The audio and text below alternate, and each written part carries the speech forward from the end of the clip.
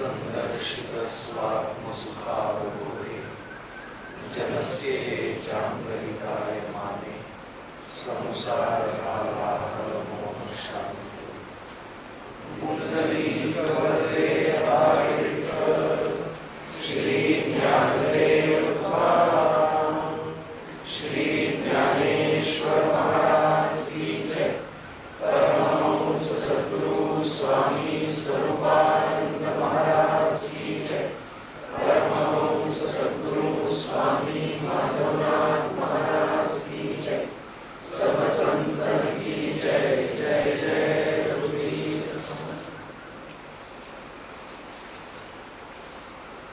जया सद्गुरु तारू पुढे जे अनुभवाचे कासे काढे, जया आत्मनिवेदन दरांडे आकळिले। सद्गुरु रूप नावाडी ज्यांना यात्रेकरता लाभलेला आहे, अशा प्रकारच्या भक्तीच्या ज्या क्रिया आहेत, त्या क्रिया सद्गुरूंच्या मार्गदर्शनाखाली कशा रीतीने अनुसरायच्या याबाबतची पहिली नारदांनी सांगितलेली श्रवण ही भक्ती आपण पाहत होतो। आजचा शेवटचा दिवस।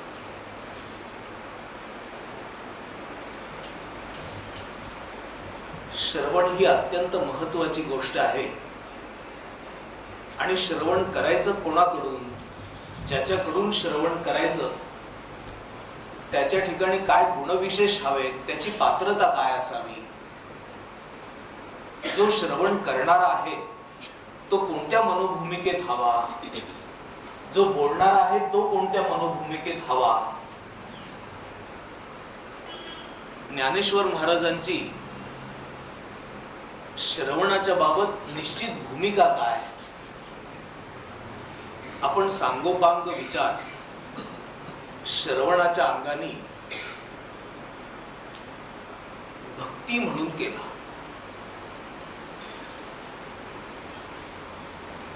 श्रवण ही भक्ती म्हणून करणारे जे विद्यार्थी आहेत, नळी फुंकली सोनारे इकडून तिकडून गेले वारे,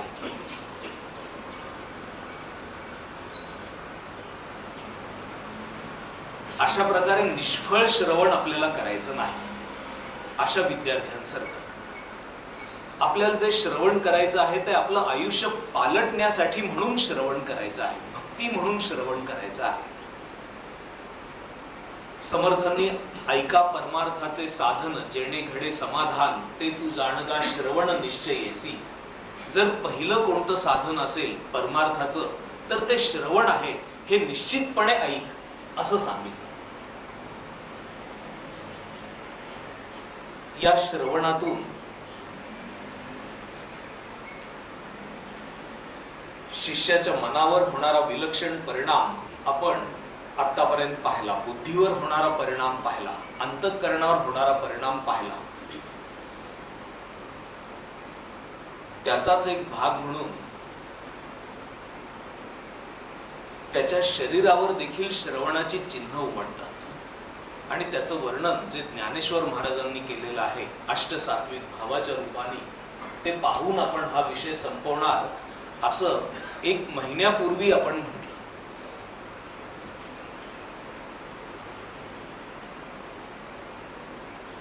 जे प्रवचन झालं त्या प्रवचनानंतर रामनवमी नेमकी रविवारी आल्यामुळे आपलं रविवारचं प्रवचन झालं नाही। त्याच्यानंतर 4 महिन्यातून एकदा येणारं जे 3 तासाची ध्यानाची बैठक असते ते केंद्र झाल्यामुळं प्रवचन झालं नाही। मग आपला वर्धापन दिन उत्सव झाला,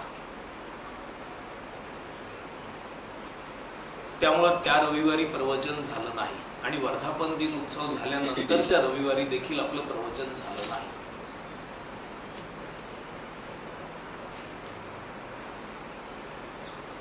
पण मला सांगत असताना आपल्या समोर कुठं लिंक जोडून घेण्यासाठी म्हणून त्रास पडत नाही।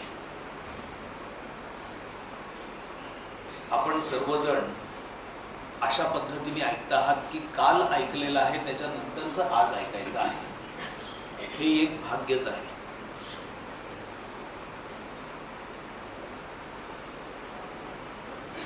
गद्य, पद्य, प्रसंग, चित्र, घटना याच्या प्रभावामुळं अंतःकरण वृत्तीचं उद्दीपन होतं आणि अंतःकरण वृत्तीचं उद्दीपन झाल्यामुळं अंतःकरण वृत्तीमध्ये प्रतिपाद्य विषय असेल अथवा पाहिलेली जी घटना असेल त्याच्या संबंधी सामरस्याचा भाव निर्माण होतो. त्या सामरस्याच्या भावामुळं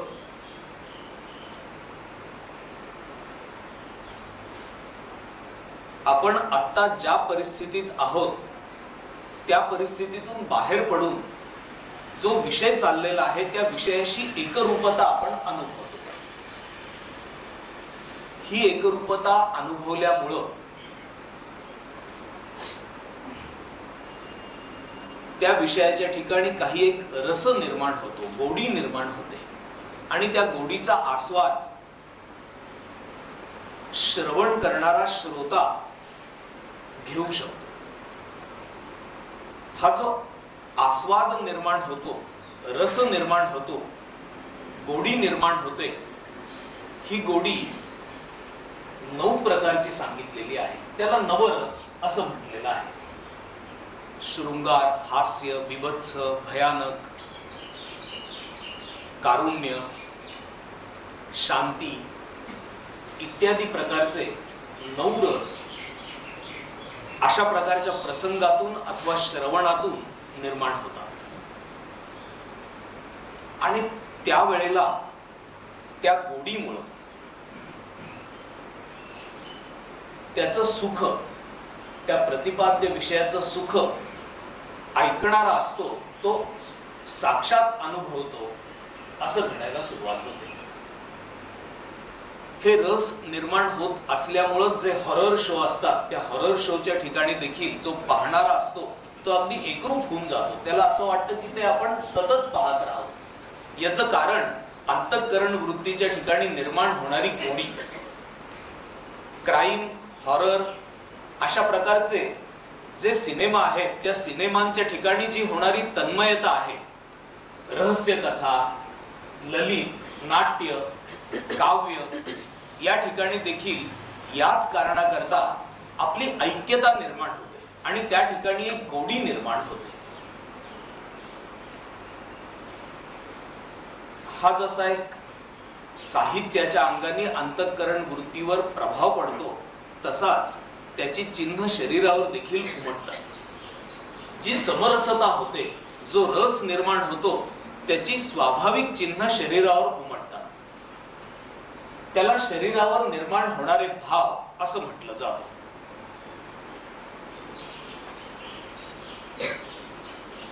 समर्थांनी म्हटलंय, आले क्रोधाचे काविरे पिशाच्या परी वावरे.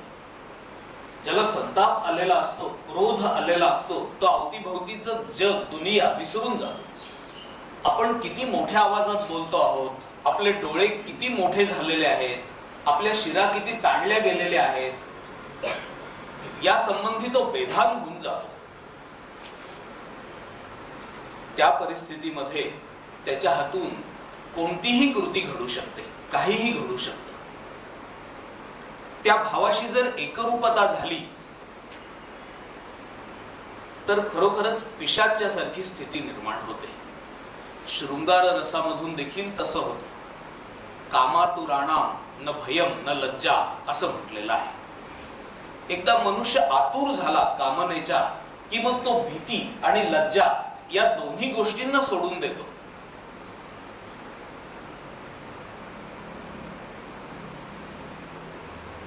भयानक रस अथवा भीती, भय यामुळे देखील तशीच गत होते. मी नुकतंच ते नाझी भस्मासुराचं उदयास्त पुन्हा एकदा चाळलं. आमच्या घरात आलं, मी ते वाचून काढलं.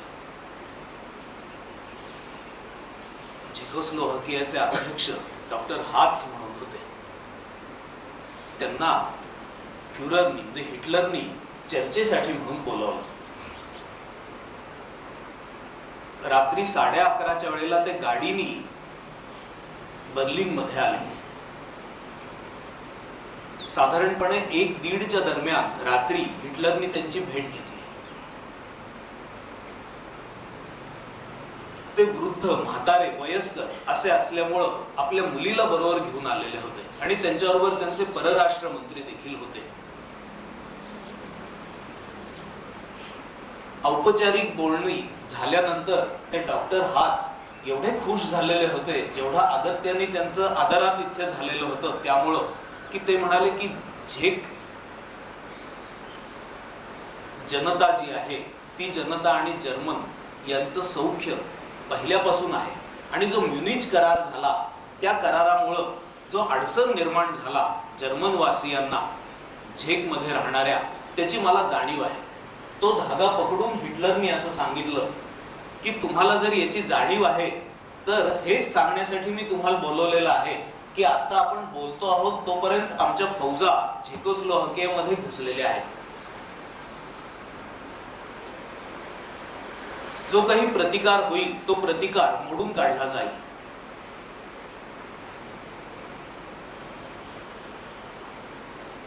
साधारणपणे 6 वाजायच्या दरम्यान प्राग मध्ये आमच्या फौजा निश्चितपणे प्रवेश करतील आणि जे जर्मन वासी आहेत त्यांच्यावर जो अन्याय झालाय असं तुम्हाला वाटतं तर त्याकरता तुम्ही आम्हाला सहकार्य करावं, तुम्ही आम्हाला आमंत्रण दिलं अशा प्रकारचा प्रस्ताव तुम्ही आम्हाला द्यावा म्हणून तुम्हाला बोलवलेला आहे. ते हाच एकदम गडबडून गेले. त्याच्यावर हिटलरने त्यांना असं सांगितलं की आता उर्वरित जी गोष्ट आहे ती तुम्ही माझ्या अधिकाऱ्यांशी बोला. आपली भेट संपली आणि ते परराष्ट्र मंत्री होते जर्मनीचे, ते आणि गोरिंग या दोघांच्या ताब्यात ही मंडळी गेली. त्यांनी त्यांच्या समोर एक मसुदा दिला. त्या मसुद्यावर सही करण्याचा आग्रह त्यांना करायला लागला. तो मसुदा असा होता की जर्मन वंशाच्या नागरिकांच्या सुरक्षिततेकरता आणि यादवी टाळण्याकरता म्हणून आम्ही निमंत्रण दिलेलं आहे फ्युररना आणि त्यांना असं सांगितलेलं आहे की तुम्ही हा देश चालवा, मात्र देशांतर्गत म्हणजे जर्मनीच्या अंतर्गत स्वायत्तता मात्र झेकोस्लोव्हाकियाला मिळाली पाहिजे अशी आम्ही मागणी केली आणि ती फ्युररने मान्य केली. अशा प्रकारचा मसुदा होता. त्या मसुद्यावर सही करायचा आग्रह करायला लागल्यावर ते डॉक्टर हाच होते, त्यांना घरी आले.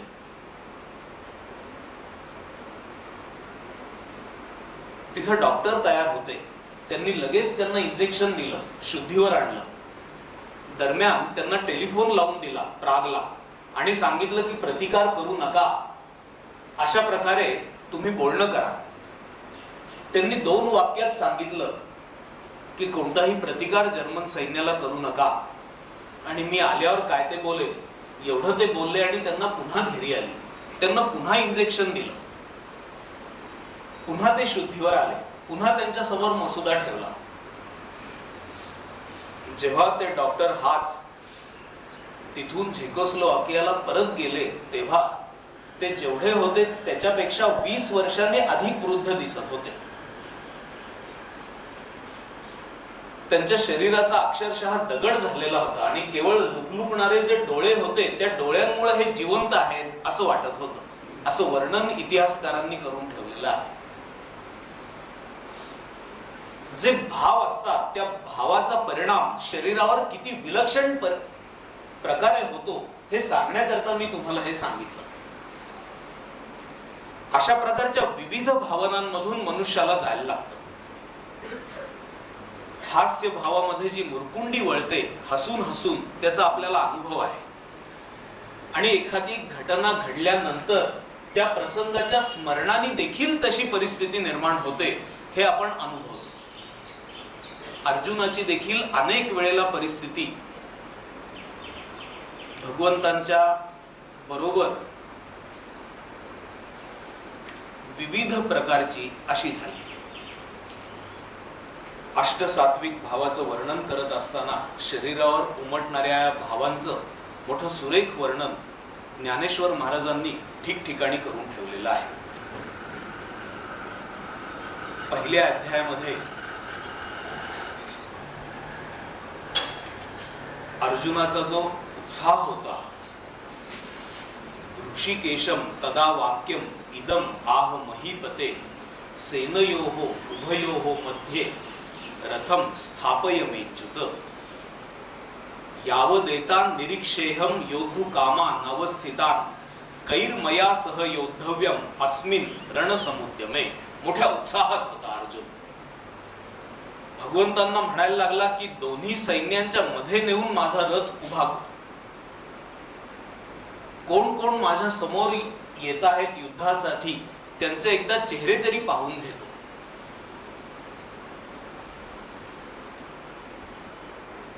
तेवेळी अर्जुन म्हणत असे, देवा आता झडकरी रथ पेलावा, नेऊन मध्ये घालावा दोही दळा. दोन दळांच्या मध्ये रथ नेऊन उभा करावा. युद्धाला अत्यंत उत्सुक असलेला, कधी युद्ध सुरू होते अशी खुमखुमी असलेला असा अर्जुन, जव मी नावेक हे सकळ वीर सैनिक न्याहाळीन अशेख झुंजते, जे मी एकदा पाहून तरी घेईन यांची तोंड. जे माझ्या बरोबर लढण्यासाठी म्हणून सज्ज झालेले आहेत ते कोण कोण आहेत ते तरी मला एकदा पाहू देत. एथ आले असती आघवे परी कवणेसी म्या झुंजावे, हे रणी लागे पहावे म्हणून या.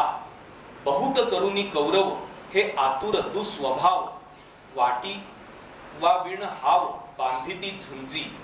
झुंजाची आवडी धरिती परी संग्रामी धीर नव्हती, हे सांगोनी रायाप्रती काय संजयो म्हणे.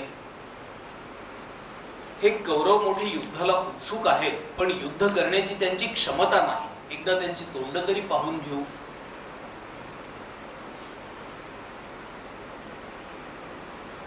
अशा वेळेला अर्जुनानी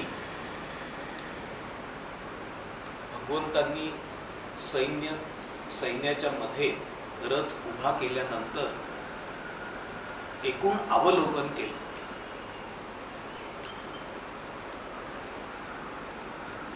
आणि तिथं आपले सासरे, मातुल, आजोबा, मामा, वडील अथवा काका, मुलं अथवा भाचे, पुतणे, त्यांची मुलं, नातू इत्यादी स्वजन त्यांनी पाहिले. युद्धाला उभं राहिल्यानंतर शत्रू पाहण्याच्या ऐवजी त्यांनी स्वजन पाहिले त्यांच्यामध्ये. आणि ते स्वजन पाहिल्यानंतर कृपया परया विष्टो विषीदंतन इदम ब्रवीत, अत्यंत दुःखाने तो बोलायला लागला. सीदंती मम गात्राणि मुखम च परिशुष्यति, वेपथुश्च शरीरे मे रोमहर्षश्च जायते, गांडीवम स्त्रंसते हस्तात् त्वक्चैव परिदह्यते, न च शक्नोमि अवस्थातुं भ्रमतीव च मे मनः. मोठा भ्रम झाल्यासारखी अशी त्याची स्थिती झाली. तो म्हणे, अवधारी देवा, म्या पाहिला हा मेळावा, तव गोत्रवर्ग आघवा देखील आहेत. हे संग्रामी उदित जाहले असती कीर समस्त, पण आपण पेया उचित केवी होय. येणे नावेची नेणो काही, मज आपण पे सर्वथा नाही. मन बुद्धी ठाई स्थिर नोहे. मन बुद्धी स्थिर राहू शकत नाहीये यांना पाहिल्यानंतर, असं अर्जुन म्हणायला लागला. देखे देह कापत, तोंड असे कोरडे होत. विकळता उपजत गात्रांसी, देह थरथर कापायला लागलेला आहे. तोंडाला कोरड पडते आहे असं वाटू लागलं आहे. आणि सर्व गात्र विकळ झालेली आहेत. सर्वांगा काटाळा आला. सर्व अंगांवर काटा उभा राहिला. अतिसंताप उपनला, तेथे बेंबळा हातू गेला गांडीवाचा. गांडीव धनुष्याची जी पकड होती ती पकड ढिली पडायला लागली. ते न धरतची निष्ठले आणि हातात असतानाच ते पडून गेलं, हातातूनच ते गळून पडलं. ते न धरतची निष्ठले परी नेण्याची हातोनी पडिले, ऐसे हृदय असे व्यापिले मोहे येणे. जे वज्रापासून कठीण दुर्धर अति दारुण, तयाहून असाधारण हे स्नेह नवल. एकदा स्नेह, ममता आणि मोह मनामध्ये निर्माण झाल्यानंतर शरीरावर उमटणारी जी चिन्ह आहेत त्या चिन्हांचं वर्णन भगवंतांनी केलं.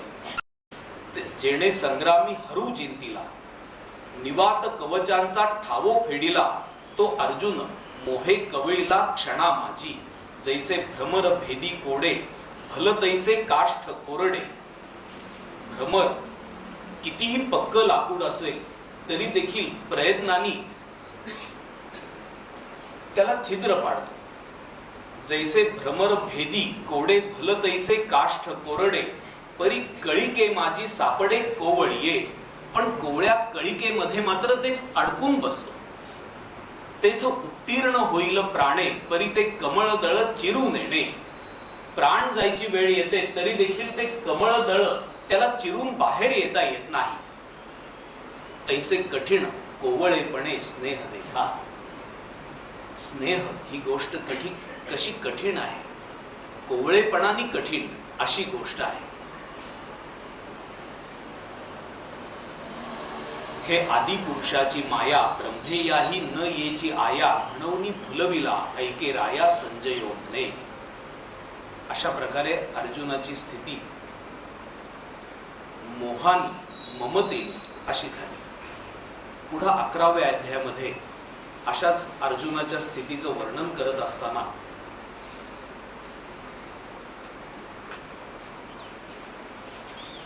भगवंतांनी तस्मात् त्वम् उत्तिष्ठ यशो लभस्व, जित्वा शत्रून् भुंक्ष्व राज्यं समृद्धम. भगवंतांनी विश्वरूप दाखवताना अर्जुनाला असं लक्षात आणून दिलं की हे सर्व काळाच्या पोटामध्ये ग्रास होत आहे, काळाच्या तोंडामध्ये जात आहे.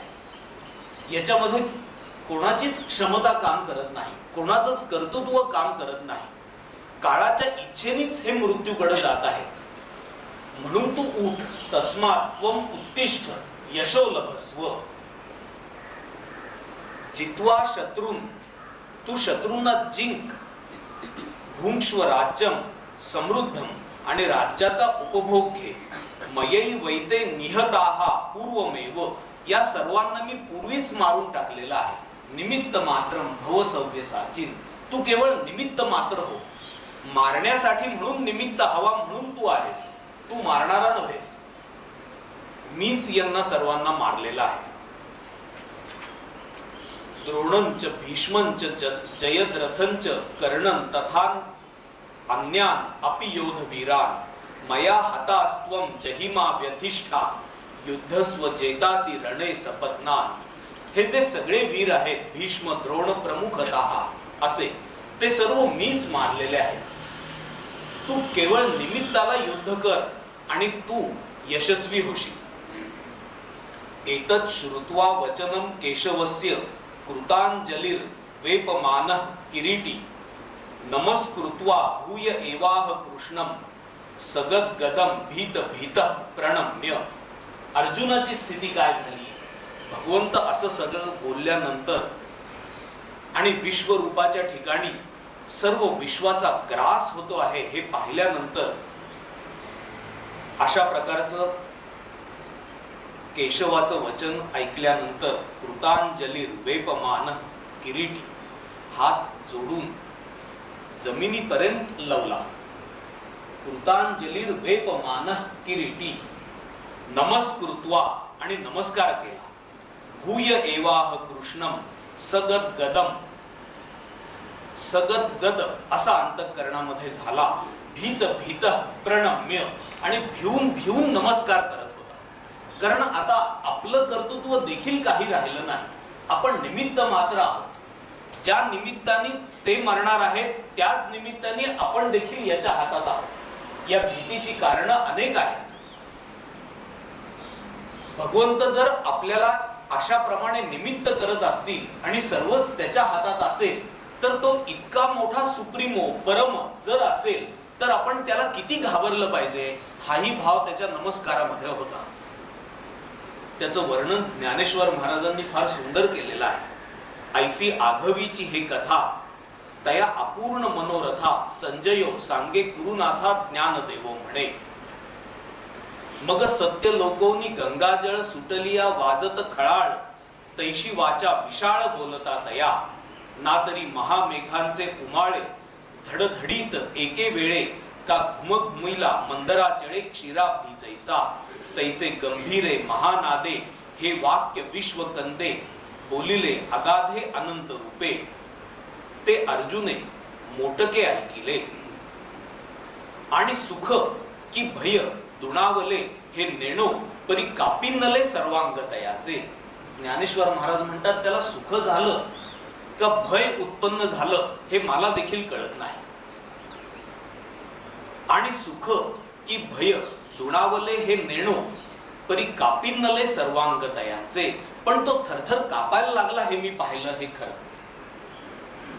सखोलपणे वळली मोठ, त्याच्या अंगाची मोठ वळली, सखोलपणे वळली मोठ आणि तैसेची कर संपुट आणि तसेच दोन हात देखील एकत्र आले आणि वेळोवेळा ललाट चरणी ठेवी आणि वेळोवेळा आपलं कपाळ त्यांच्या चरणांवर ठेवायला लागला. देवीची काही बोलो जाये तव गळा बुजलाची ठाये. आणि काही बोलायचा प्रयत्न करेल तर शब्द मुखातून कंठामधून बाहेर पडत नव्हता. देवीची काही बोलो जाये तव गळा बुजलाची ठाये. हे सुख की भय होये हे विचारा तुम्ही. हे सुखाने होतं की भयाने होतं हे तुमचं तुम्ही बघा, असं ज्ञानेश्वर महाराज म्हणतात.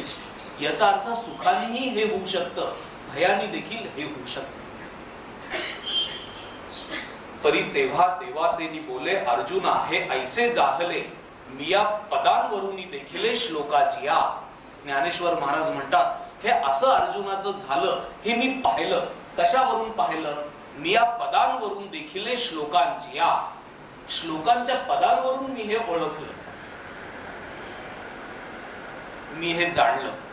मग तैसाची भेण भेण पुढती जोहारुनी चरण भीत भीत पुन्हा पुन्हा जोहार करत चरणांवर मस्तक टेकवत पुढती जोहारुनी चरण मग म्हणे जी आपण ऐसे बोली देती. आपण असं म्हणालात असं अर्जुन म्हणायला लागला.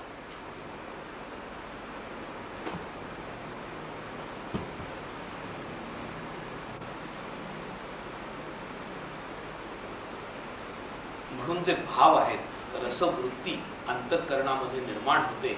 विविध प्रकारच्या रसवृत्ती अंतःकरणामध्ये निर्माण होतात. त्या रसवृत्ती त्याच्याशी एकरूपतेमुळे सुख देतात अथवा विविध प्रकारच्या भावाला प्राप्त करून देतात आणि त्याचे शरीरावर अपरिहार्य परिणाम उमटतात. ते परिणाम ज्ञानेश्वर महाराज वर्णन करून सांगताहेत. चित्त चाकाटले आटू घेत वाचा पांगुळली जेथींच्या तेथ. 9व्या अध्यायामध्ये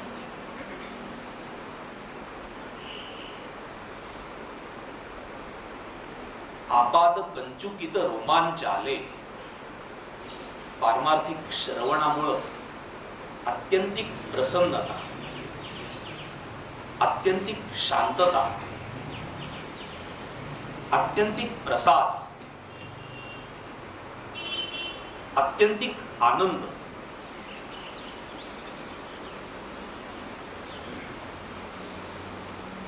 अत्यंतिक आभार वृत्ती जेव्हा निर्माण होते तेव्हा जो ऐकणारा असतो त्याची स्थिती कशी होते. सद्गुरूंच्या समोर, ज्ञानेश्वर महाराजांच्या समोर एखादा उत्तम अभंग ऐकत असताना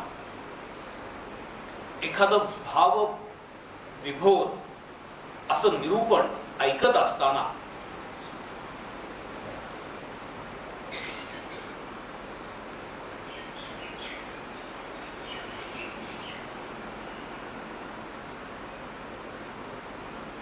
भक्तीची या पोटी बोध काकडा ज्योती पंचप्राण जीवे भावे ओवाळू आरती माझ्या पंढरी नाथा. दोन्ही कर जोडूनी चरणी ठेविला माथा. काय महिमा वर्णू आता सांगणे किती. कोटी ब्रह्म हत्या मुख पाहता जाती. राही रखुमाबाई उभ्या दोही तो बाही. मयूर उच्च चामरे ढळती ठाईच्या ठाई.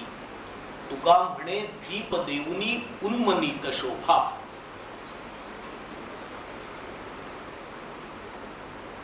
विटेवरी उभा दिसे लावण्य गाभा.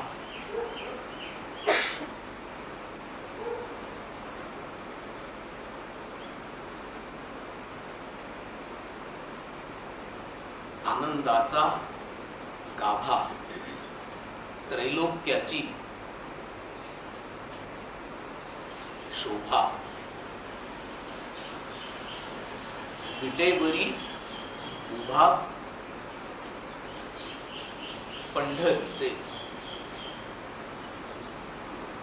अशा परब्रह्मलिंगम भजे पांडुरंगम अशा ठिकाणी उभं राहिल्यानंतर शरीरावर चिन्ह काय उमटतात त्याचं वर्णन ज्ञानेश्वर महाराज करतायत. चित्त चाकाटले आटू घेत. चित्त चकित होऊन झालं गेलं आणि आटून गेलं नाहीसच झालं. चित्त चाकाटले आटू घेत. आता चित्ताला चिंतन करण्याची देखील क्षमता राहिली नाही. चित्त थिजलं आटून गेलं नाहीसच झालं. वाचा पांगुळली जेथींची तेथ. जिथल्या तिथं वाचा देखील बंद झाली पांगुळली. आपाद कंचुकित रोमांचाले. आपाद म्हणजे पायाच्या अंगठ्याच्या नखापासून ते डोक्यापर्यंत आपाद कंचुकित रोमांचाले. रोमांच मोळी आली स्वेद कणिका निर्मळी. लेईला मोतियांची कडियाळी आवडे तैसा. अंगावरचे जे रोम आहेत लव आहे त्या प्रत्येक रोम मुळाच्या ठिकाणी आली स्वेद कणिका निर्मळी. स्वेद बिंदू निर्मळ असे येऊन उभे राहिले. त्यामुळं जणू मोत्यांची जाळी अंगभर पसरलेली आहे असं वाटायला लागलं. ऐसा महासुखाचेनी अतिरसे जेथ आटणी हो पाहे जीव दशे. तेथ निरोपिले व्यासे ते नेदीच हो. महासुखाचेनी अतिरसे अतिसुख अतिरसाने महासुखाच्या अतिरसाने. जेथ आटणी हो पाहे जीव दशे. आपण जीवरूपाने आहोत हे देखील विसरून जायला झालं अशी त्याची स्थिती होऊन गेली. तेथ निरोपिले व्यासे ते नेदीच हो. त्यामुळे पुढचं जे निरूपण आहे ते पुढचं निरूपण कानावर जणू येईन असं झालं. आणि श्रीकृष्णाचे बोलणे घो करी आले श्रवणे की देह स्मृतीचा तेने वापसा केला. एवढं सगळं बोलत असताना भगवंत अर्जुनाची स्थिती काय झाली याचं वर्णन ज्ञानेश्वर महाराजांनी केलं. आणि पुढचं निरूपण ऐकण्याकरता तो सक्षम जणू राहिला नाही अशी त्याची स्थिती होते न होते तोच श्रीकृष्णाचे बोलणे घो करी आले श्रवणे. भगवंतांचं बोलणं कसं असेल याचं वर्णन ज्ञानेश्वर महाराजांनी इथं केलेलं आहे. घो करी म्हणजे चांगल्या मोठ्या आवाजात भगवंत बोलत असणार. वीर होते. मंजूळ कुहू कुहू असा आवाजात भगवंत बोलत नसणार. घो करी गडगडाट जसा व्हावा तसं भगवंतांचं बोलणं अर्जुनाच्या श्रवणावर पुन्हा येऊन आदळलं.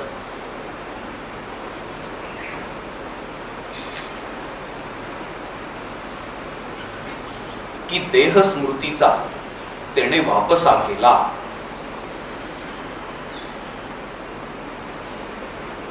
त्यामुळं देह स्मृतीचा वापसा तिथं निर्माण झाला. पण आता जी देह स्मृती आलेली होती ती वापसा केल्यासारखी अशी होती.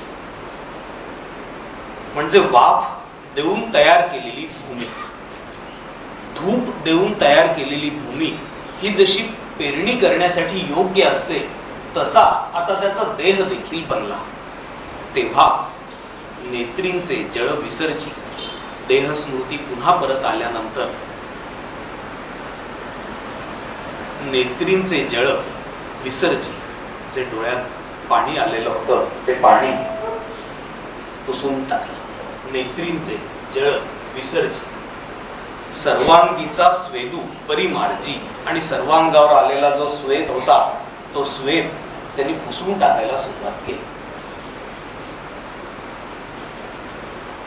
ज्ञानेश्वर महाराजांना या अष्टसात्विक भावाची किती विलक्षण ओळख होती.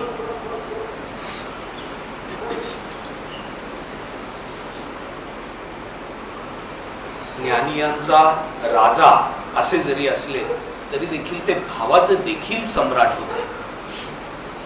त्यामुळे अर्जुनाची जी स्थिती आहे ती स्थिती ज्ञानेश्वर महाराजांनी वर्णन केली. ही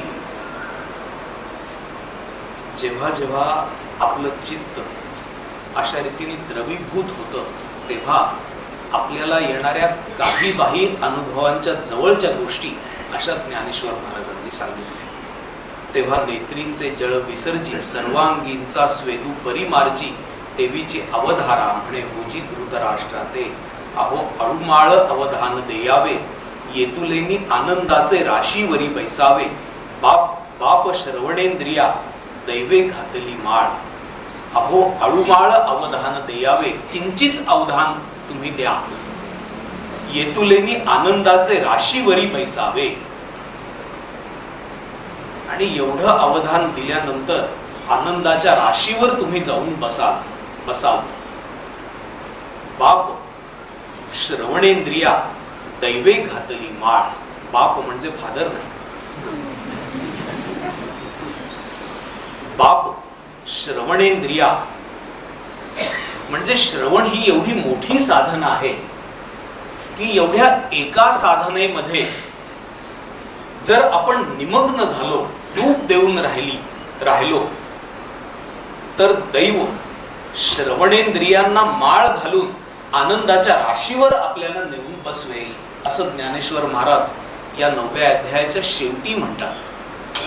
या 9व्या अध्यायाची सुरुवात ज्ञानेश्वर महाराजांनी तरी एकले अवधान देयावे, मग सर्व सुखासी पात्र होवावे, हे प्रतिज्ञोत्तर माझे उघड ऐका अशी केली. आणि शेवट मात्र अहो अळुमाळ अवधान देयावे अशी केली. जरी थोडं अवधान दिलं तरी देखील सर्व सुखाच्या राशीवर जाऊन बसा, अशी ही श्रवण भक्ती आपण गेले कित्येक दिवस पाहत होतो. आता श्रवणामधून स्वाभाविक निर्माण होणारी श्रवण कीर्तनम, विष्णोः स्मरणम, पादसेवनम. श्रवणानंतर जर इतकं एकविध होऊन श्रवण केलं तर कीर्तनाखेरीज दुसरं काही होणारच नाही. ज्या विषयाचं श्रवण केलेलं असेल त्या विषयाचे गोडवे गाणं याच्या खेरीज दुसरं काहीही हातात राहत नाही. असहाय्यपणे कीर्तन तुमच्या समोर येऊन उभं राहील. श्रवणम कीर्तनम विष्णोः स्मरणम या दोन जवळपास सारख्याच गोष्टी आहेत. आपण देखील स्वामीजींकडे येतो, श्रवण करतो आणि आपल्याला भेटेल त्याला सांगावं असं वाटतं की या बघा ऐका, आणि त्याला असं वाटत राहतं की ज्यांनी काही अनुभव घेतला नाही, जो कधी आला नाही, काय ऐकायचे, काय असेल तिथं, आणि आपण त्याला सांगत राहतो की ये तर येऊन तर बघ. आपण कीर्तन करत असतो. श्रवणानंतर कीर्तन ही स्वाभाविकरित्या होणारी भक्ती आहे. म्हणून ही कीर्तन भक्ती काय आहे? कीर्तनम आणि विष्णो स्मरणम या दोन गोष्टी आपण एकत्रित घेणार आहोत. श्रवणापासून कीर्तन आणि विष्णो स्मरणम म्हणजे त्याचा निदिध्यास जर लागला तर पर्यवसान पादसेवनामध्ये होतं. शेवटी त्यांना शरण जाणं, त्यांचं पादसेवन करणं. मनुष्य असताना एक मनुष्य दुसऱ्या मनुष्याचे पाय धुतो, एक मनुष्य दुसऱ्या मनुष्याची पाय धुवून पूजा करतो, असं घडायला सुरुवात होते. पादसेवनम संपूर्णपणे देहानी, मनानी, बुद्धीनी मी शरण आहे याचं द्योतक म्हणून केवळ ते पादसेवन करायला तो सुरुवात करतो. आणि या पादसेवनाच्याच पुढच्या गोष्टी आहेत अर्चनम, वंदनम, दास्यम. या पादसेवनापासून तितक्या वेगळ्या काढता येणार नाही. पादसेवनाचेच ते प्रकार आहेत. पूजा एकदा करू पादसेवनाच्या अंगाने, पाद्यपूजेच्या अंगाने, पण अर्चनम रोज त्यांच्या फोटोची रोज पूजा करू शकू, वंदनम रोज वंदन करू शकू, दास्यम मनोभावाने रोज दास होऊन राहू. मात्र त्यांचं दास व्हायचं हे आशा करता की ते तत्व प्राप्त होईल असा भरोसा झाला म्हणून हे सर्व व्यक्ती करता चाललेलं नाही, तर हे त्या तत्वाकडे जाण्याची खुबी, कला, मर्म म्हणून तो करत असतो. अर्चनम, वंदनम, दास्यम, सख्यम, आत्मनिवेदनम हे या दास्यमच्या नंतर थोडे वेगळे काढलेले असा तिसरा भक्तीचा प्रकार म्हणून आपण पाहू. म्हणून श्रवणम, कीर्तनम, विष्णो स्मरणम हे एकदम आपण पाहणार आहोत. मग पादसेवनम, अर्चनम, वंदनम आणि दास्यम हे भक्तीचे प्रकार आहेत. ते तसे पादसेवनाच्या अंतर्गतच मोडतात असा माझा समज आहे, माझं चिंतन आहे. त्यामुळे मी त्या तऱ्हेने प्रतिपादन करणार आहे. ही जी भक्ती ज्ञानेश्वर महाराजांनी सांगितलेली ही सर्व ज्ञानेश्वरी मध्ये भरून राहिलेली अशी भक्ती आहे. ही खूप व्यापक संज्ञा आहे. आपण खूप मोठ्या विषयाला हात घातलेला आहे. हे किती दिवस चालेल काही सांगता येत नाही, पण जोपर्यंत तुम्ही ऐकणारे आहात आणि मी सांगणार आहे हे चालू राहील.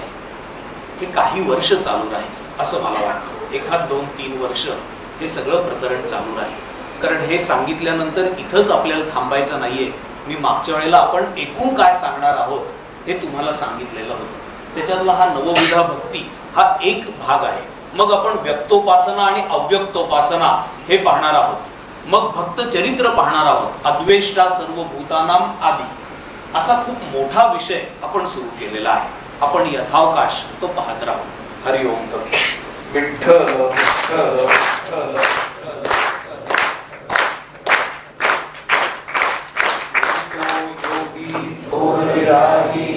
तत्वज्ञानी संत तो सत्कविवर परापर गुरु ज्ञानदेव भगवंत. ओम ईशावास्यम इदं सर्वं यत्किंच जगत्यां जगत् तेन त्यक्तेन भुञ्जीथाः मा गृधः कस्य स्विद्धनम्. ओम शांति शांति शांति.